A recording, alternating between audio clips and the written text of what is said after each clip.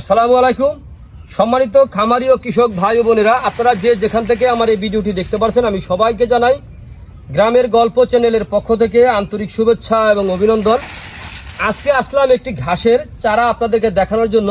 এটা হচ্ছে original American Guatemala 5G ঘাসের মোতা সহ চারা। এই চারা রোপণ করলে আপনার একটি চারাও মিস হয় না, প্রত্যেকটা চারা হয়ে থাকে। এই ঘাসটা আপনার যে কোনো মৌসুমে রোপণ করা যায়।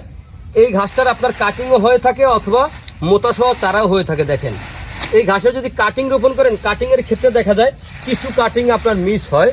আর এই চারা রোপণ করবেন, একটি চারাও মিস হবে না, প্রত্যেকটা চারা হবে। এই যে এখানে যে চারাগুলো দেখতে পাচ্ছেন, একটি চারা থেকে এত বড় একটা ঝোপালো ঘাস হবে, এত বড় একটা ঝোপা হবে।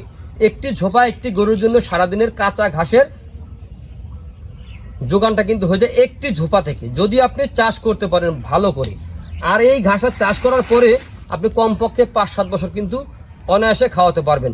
আমরা কিন্তু এই ঘাসটা প্রায় 3 বছর আগে চাষ করেছি, কিন্তু এখনো আমাদের জমিতে ব্যাপক হারে ঘাসটা হয়ে আছে, এত বড় বড় এক একটা ঝোপা হয়ে আছে। যদি আপনারা এই ঘাসটা যদি রোপণ করেন, তাহলে এই ঘাসের কাটিংও রোপণ করতে পারেন, চারাও রোপণ করতে পারেন।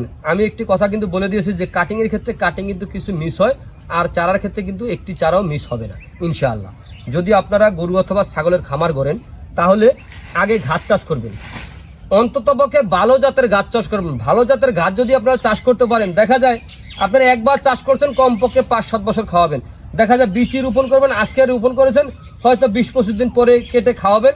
আবার দেখবেন যে জমিতে ঘাস নাই, আবার জমি চাষ করতে হবে, আবার বীজ রোপণ করতে হবে। আর এই ঘাসটা রোপণ করলে আপনার দেখা যায় একবার রোপণ করেছেন, আর দ্বিতীয়বার জমি চাষও করতে হবে না, 5-7 বছরের মধ্যে আর বীজও রোপণ করতে হবে না। একবার রোপণ করলেই আপনি 5-7 বছর খাওয়াতে পারবেন এই অরিজিনাল আমেরিকান গুয়াতিমালা 5G ঘাস।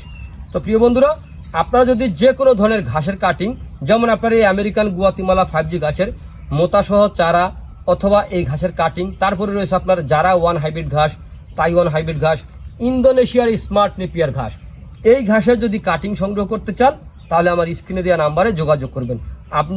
আপনারা যে যেখান থেকে আমার এই ভিডিওটি আপনারা দেখতে পাচ্ছেন, যদি আপনাদের কারো এই ঘাস যদি রোপণ করতে আপনারা কারো ইচ্ছে জাগে, তাহলে অবশ্যই আমাদের স্ক্রিনে দেওয়া নাম্বারে যোগাযোগ করবেন। দেখেন, ঘাস ছাড়া কখনো গরু ছাগল পালন করা যায় না। তো প্রিয় বন্ধুরা, আপনারা যে যেখান থেকে আমার এই ভিডিওটি দেখতে পাচ্ছেন, যদি আপনারা আমার চ্যানেলে নতুন হয়ে থাকেন, তাহলে অবশ্যই আমার চ্যানেলটিকে সাবস্ক্রাইব করে পাশে থাকবেন। সকলে ভালো থাকবেন, সুস্থ থাকবেন। আল্লাহ হাফেজ।